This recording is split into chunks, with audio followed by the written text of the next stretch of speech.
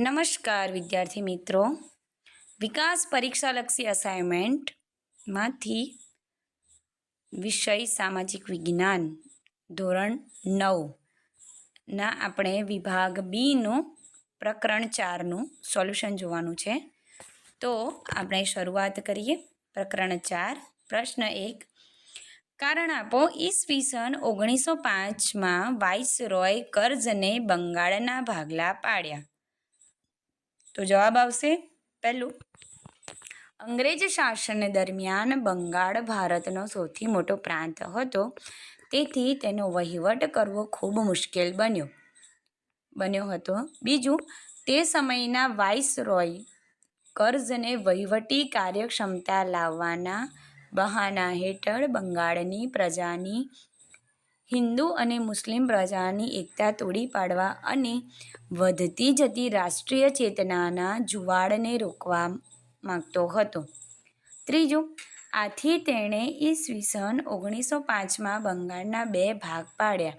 એમાં પહેલું પૂર્વ બંગાળની રાજધાની છે ઢાકા અને બીજું પશ્ચિમ બંગાળ જેની રાજધાની છે કોલકાતા. પ્રશ્ન 2. અસહકારનું આંદોલન ઈસવીસન 1920-22 શા માટે મોકૂફ રાખવામાં આવ્યું? તો જવાબ આવશે પહેલું, ગાંધીજી બ્રિટિશ સરકાર સામે અહિંસક આંદોલન ચલાવવાની આગ્રહી હતા. બીજું, 5 ફેબ્રુઆરી 1922ના રોજ ઉત્તર પ્રદેશના ગોરખપુર જિલ્લાના ચોરી ચોરા ગામમાં લોકો હિંસાને માર્ગે વળ્યા. ત્રીજું, તેમણે પોલીસ ચોકીમાં ભરાયેલા 21 પોલીસોને જીવત સળગાવી દીધા. ચોથું, આંદોલનમાં હિંસા થતાં ગાંધીજીને ખૂબ દુઃખ થયું. અહિંસક લડત માટે લોકો હજુ તૈયાર નથી એમ તેમને લાગ્યું, આથી તેમણે અસહકારનું આંદોલન મોકૂફ રાખ્યું. ત્રીજું, ગુજરાતમાં થયેલી ઉગ્ર ક્રાંતિકારી ચળવળો વિશે જણાવો. તો જવાબ આવશે શ્રી અરવિંદ ઘોષે ગુજરાતમાં સશસ્ત્ર ક્રાંતિની ભૂમિકા તૈયાર કરી હતી. તેમણે ભવાની મંદિર નામના પુસ્તકમાં ક્રાંતિની યોજના વર્ણવી હતી. ઈસવીસન 1902માં બારિન્દ્રકુમાર ઘોષ ગુજરાત આવ્યા. તેમણે દક્ષિણ ગુજરાતમાં ક્રાંતિનો પ્રચાર કર્યો. અહીં તેમણે શ્રી છોટુભાઈ પુરાણી અને શ્રી અંબુભાઈ પુરાણીનો સાથ મળ્યો. નર્મદા નદીના કિનારે તેમને સાકરિયા સ્વામી મળ્યા.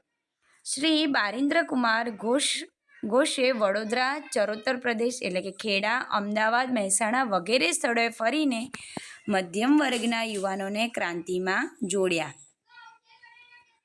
ગુજરાતમાં ઉગ્ર ક્રાંતિકારી યોજનાઓ ફેલાવવા માટે દેશી વનસ્પતિની દવાઓ, નહાવાનો સાબુ બનાવવાની રીત, કસરત, ગુલાબનો કિસ્સો, કાયદાનો સંગ્રહ વગેરે શીર્ષકોવાળી પુસ્તિકાઓ પ્રકાશિત કરવામાં આવી. આ પુસ્તિકાઓમાં બોમ્બ બનાવવાની રીત હતી.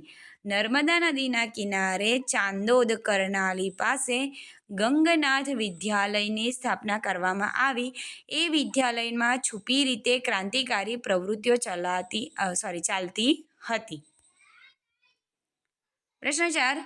રોલેટ એક્ટની મુખ્ય બે જોગવાઈઓ કઈ હતી? તો જવાબ આવશે રોલેટ એક્ટની મુખ્ય 2 જોગવાઈઓ. એમાં પહેલું, કોઈ પણ શંકાસ્પદ વ્યક્તિની કારણ દર્શાવ્યા વિના ધરપકડ થઈ શકતી. બીજું, તેના પર મુકદ્દમો ચલાવ્યા વિના દિવસો સુધી તેને જેલમાં પૂરી શકાતી. 5. સ્વરાજ્ય પક્ષની પ્રતિષ્ઠા કયા કારણોથી ઓછી થઈ હતી?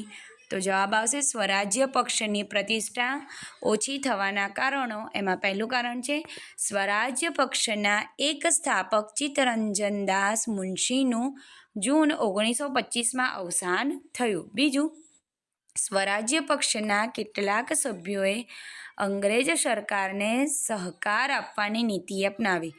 ત્રીજું, પક્ષના કેટલાક સભ્યોએ નેશનલ પાર્ટી નામનો નવો પક્ષ સ્થાપ્યો.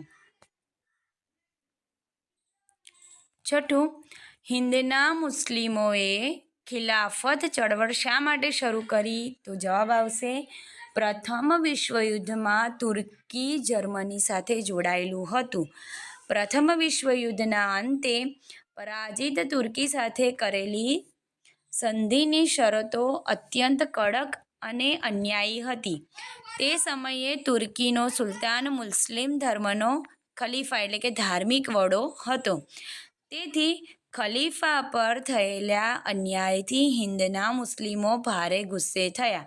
તેમણે ખલીફા પર લદાયેલી કડક શરતો હળવી કરવા માટે હિંદમાં ખિલાફત ચળવળ શરૂ કરી. તો આ હતું તમારું પ્રકરણ 4નું સોલ્યુશન. હવેના વિડીયોમાં હું તમને આગળના પ્રકરણનું સોલ્યુશન બતાવીશ. જો વિડીયો પસંદ આવે તો વિડીયોને લાઈક કરો, ચેનલને સબસ્ક્રાઈબ કરો અને તમારા મિત્રો સુધી વિડીયોને શેર કરો.